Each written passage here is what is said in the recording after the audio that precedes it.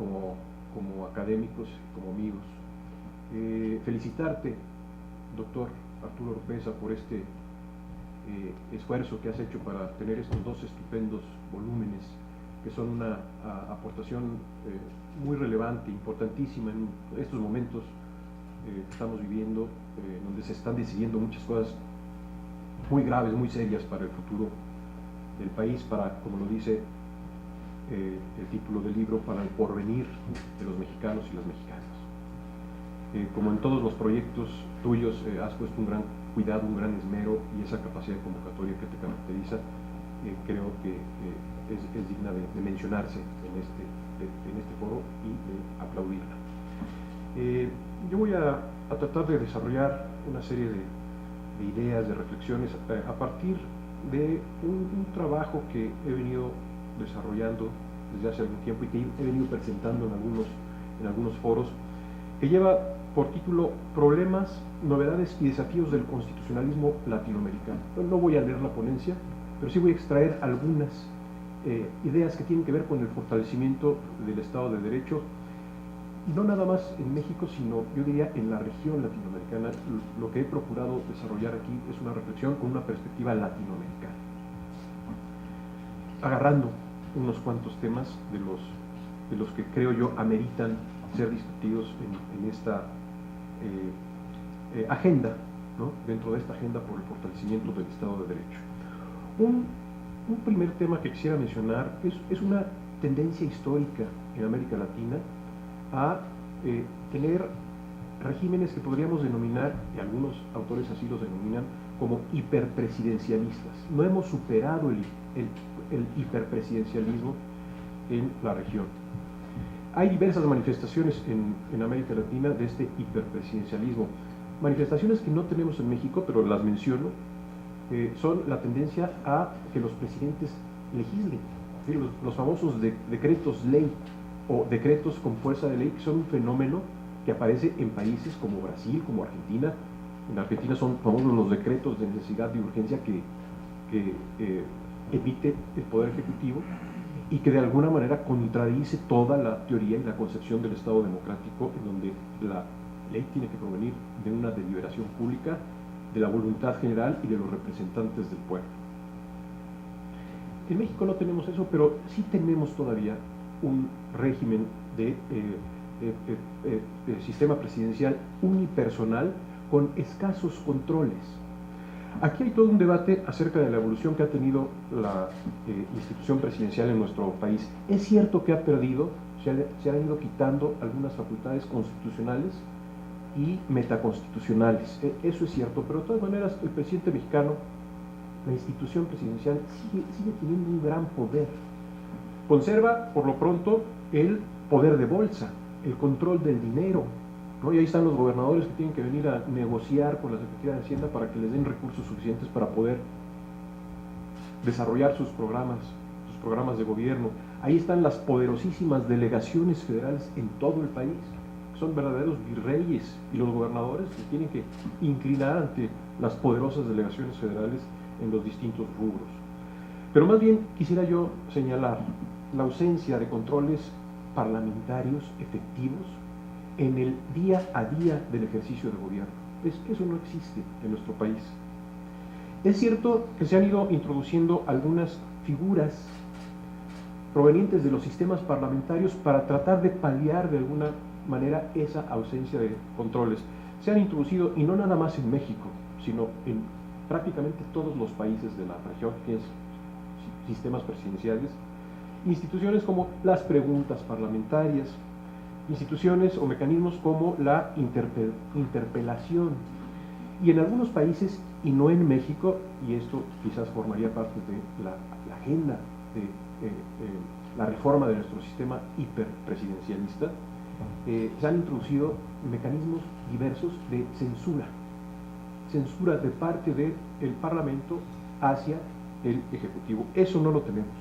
Y se ha propuesto en un documento, una propuesta que se hizo por parte de Jurídicas junto con el Senado hace algunos años, se propuso un mecanismo de censura no vinculante. Hay modalidades de censura, no todas son iguales. La más tenue es una censura no vinculante. que la Cámara de Senadores pueda decirle al Ejecutivo que algo no está funcionando bien con algún secretario de Estado y por eso se emite una censura en contra de un secretario de Estado, no contra el presidente, sino contra uno de sus secretarios de Estado. Y con eso tratar de forzar a una rectificación por parte del Poder Ejecutivo. Son mecanismos pues para tratar de que haya responsabilidad política cuando algún alto funcionario del Estado sea incompetente o sea corrupto o no, esté incumpliendo con el programa de gobierno prometido. Un fantasma que anda por América Latina es el fantasma de la reelección presidencial, ¿no? Hasta cuando ocurrieron las transiciones a la democracia por ahí de los años 80, prácticamente todas las constituciones de la región establecieron límites a la reelección presidencial y ha habido una tendencia a cambiar esto y permitir la reelección, como lo hemos visto en Colombia, como lo hemos visto en Ecuador, como lo hemos visto en Bolivia y en otros países. Yo creo que en un contexto de ausencia de controles reales sobre la figura del presidente sigue siendo relevante, y por supuesto lo suscribo totalmente para el caso de México, que haya el principio de no reelección absoluta del presidente de la República. Otro tema relevante es el de la preocupación por mejorar la calidad de la democracia.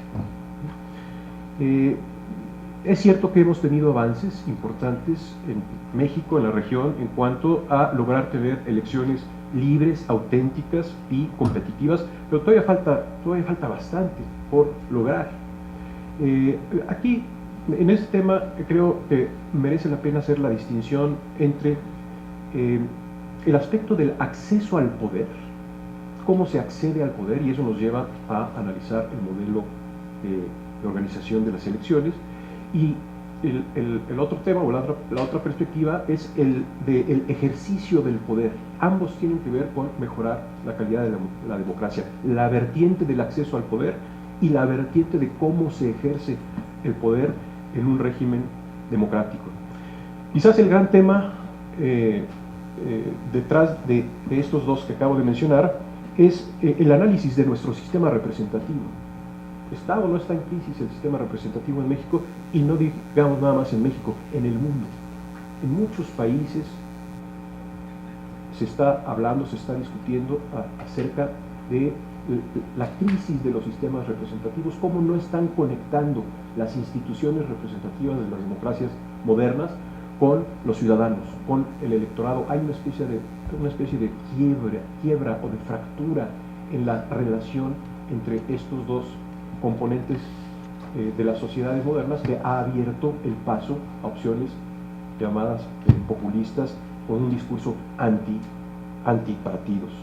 Entonces aquí lo que habría que ver, o por lo menos parte de lo que habría que ver, es el tema de los partidos políticos. ¿Cuál es la regulación que existe acerca de los partidos políticos y cómo se podría incidir o influir o inducir a que los partidos políticos empezaran a tener otro tipo de vida interna? Es el tema de la democracia interna dentro de los partidos.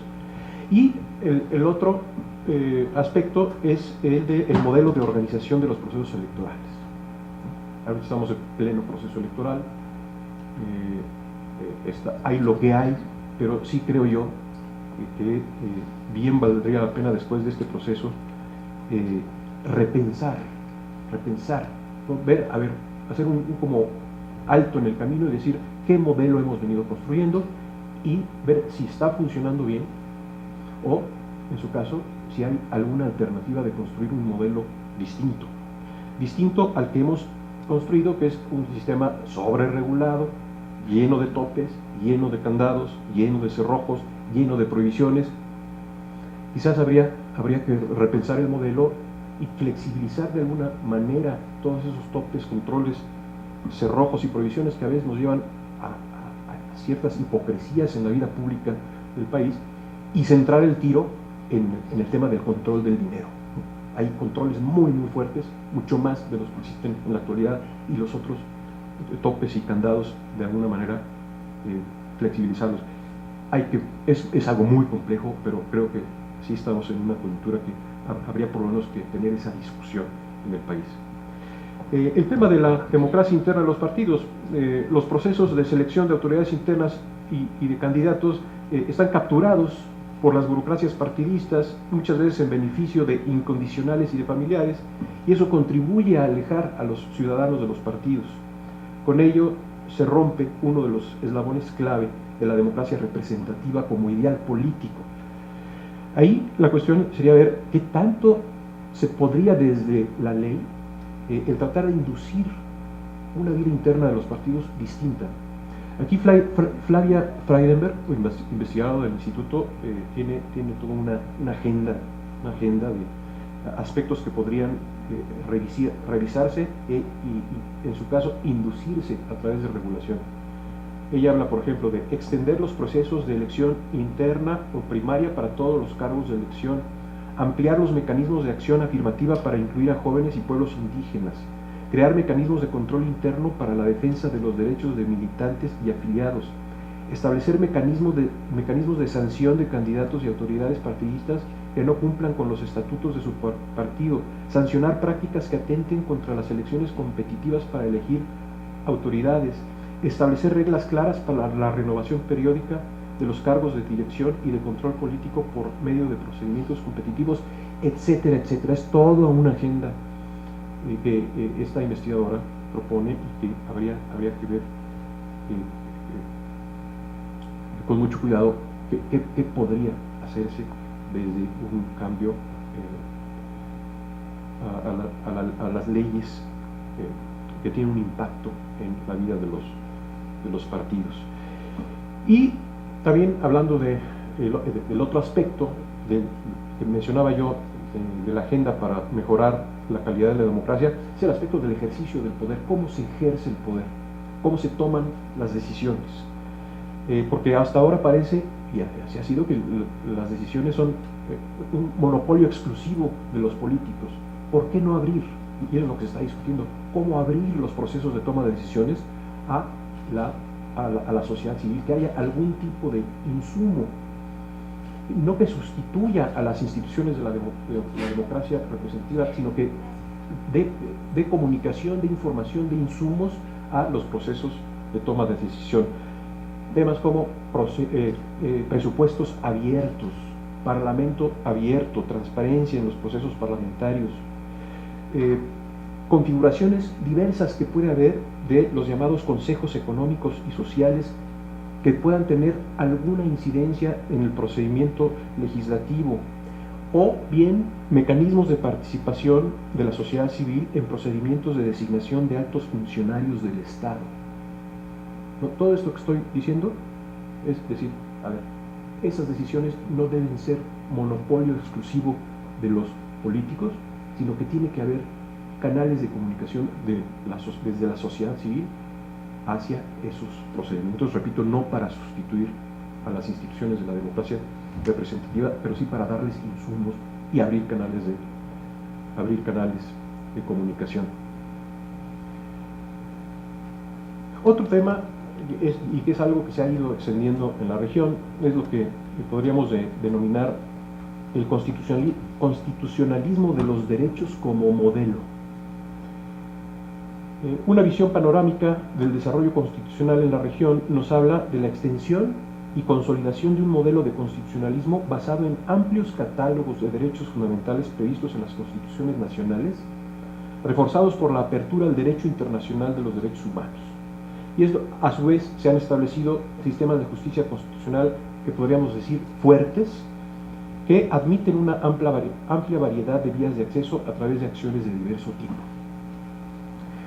Esto, por supuesto, tiene que ver con la manera en que se dieron las transiciones a la democracia en la región, tiene que ver con estrategias de relegitimación del Estado en contextos post-transicionales, tiene que ver con demandas fuertes de parte de organizaciones de la sociedad civil por incluir en las constituciones amplios catálogos de derechos en sociedades en donde en la vida práctica no ha habido goce efectivo de los derechos por parte de los ciudadanos. Y aquí una pregunta que nos venimos haciendo desde hace tiempo es la siguiente. ¿Estamos sobrecargando a las constituciones de derechos? ¿No hemos ya como rebasado cierto límite al establecer amplísimos catálogos de derechos que muchas veces no se cumplen y no tienen una vigencia real y no tienen mecanismos reales para hacerlos efectivos? ¿No eso puede contribuir, esa falta de eficacia de muchos de esos derechos, a la deslegitimación del Estado constitucional y democrático de derecho por promesas incumplidas? Yo digo, está bien que haya amplios catálogos de derechos, pero ¿cuál es el límite? Ahí está la pregunta y ahí está la discusión. ¿Dónde debe estar el límite? ¿Hasta dónde?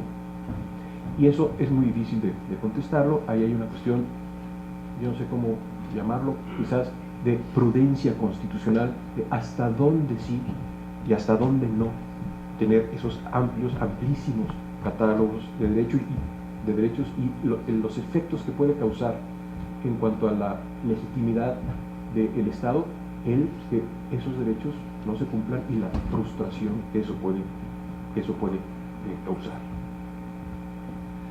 Asociado a esto es, por supuesto, pues, asociado a este modelo del constitucionalismo de los derechos, está el cada vez más importante papel de los jueces en la conducción de muchos de los asuntos del Estado, en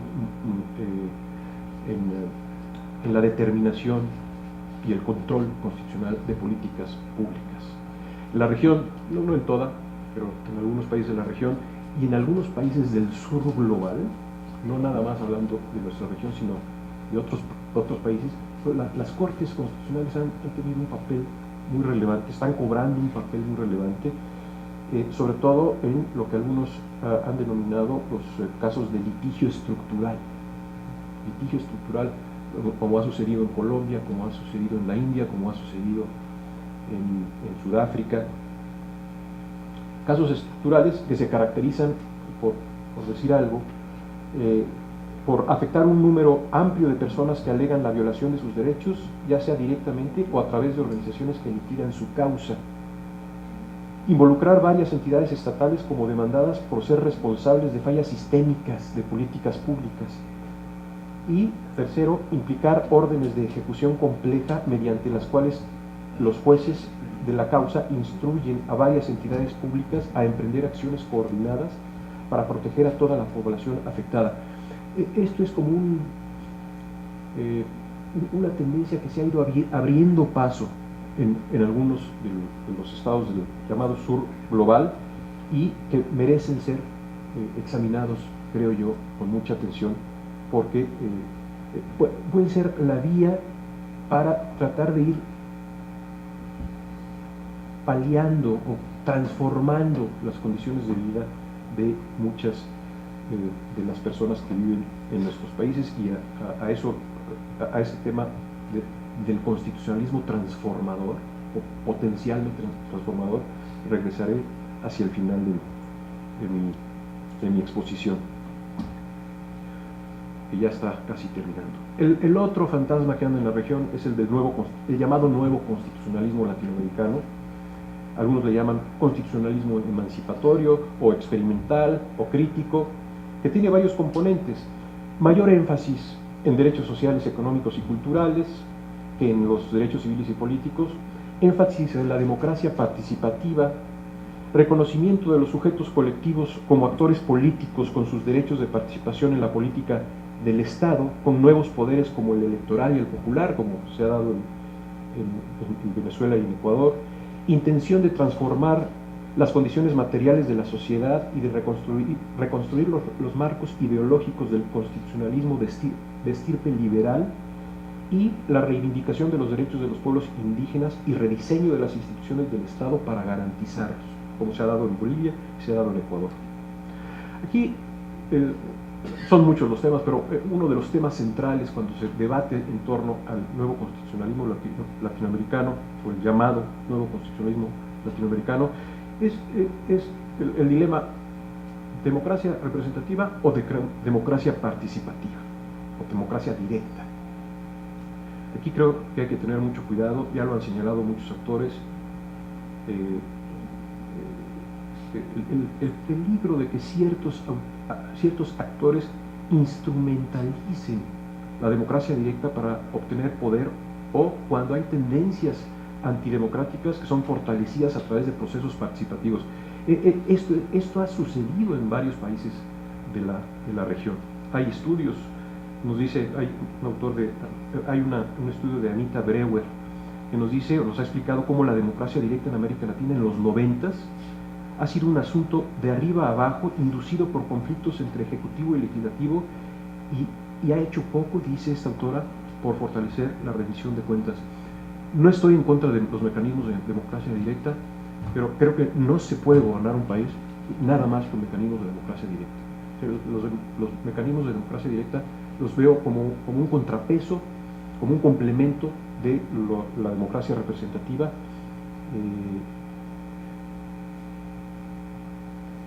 y creo hay que encontrar un justo equilibrio entre el funcionamiento, digamos, normal de las instituciones representativas y el funcionamiento extraordinario en ciertas circunstancias de los mecanismos de democracia directa.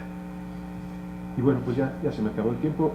El otro tema, ya lo mencionó Héctor, es el entorno del desarrollo del Estado de Derecho.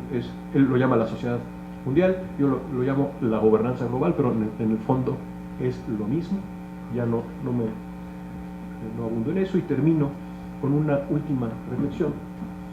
Es la siguiente: el trasfondo de la evolución constitucional de México está formado por un contexto de extremos niveles de desigualdad y de exclusión social y económica, que hace del Estado de Derecho un bien parcial de acceso diferenciado en función del poder social y recursos económicos de los distintos grupos. Un contexto que además contribuye a perpetuar el déficit de ciudadanía y una pobre cultura política democrática. Superar esa desigualdad y exclusión forma parte de la agenda por el fortalecimiento del Estado de Derecho en nuestro país. Muchas gracias.